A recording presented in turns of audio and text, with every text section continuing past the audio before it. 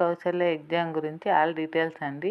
ఈ విధంగా మెయిల్కి మెసేజ్ వస్తుంది. ఓపెన్ చేసిన login to your account, mail ID password okay చేసుకొని లాగిన్ టు పోర్టల్ కొట్టామంటే లాగిన్ అవుతుందండి. ఈ విధంగా ఓకే అవుతుంది. మనకి టెక్నికల్ అనేది 20 క్వశ్చన్స్ ఇస్తారు. రీజనింగ్ ఆప్టిట్యూడ్ అనేది 10 క్వశ్చన్స్ ఇస్తారు. టోటలీ 30 క్వశ్చన్స్, 30 క్వశ్చన్స్కి మనము 45 మినిట్స్లో ఆన్సర్ చేయాలి.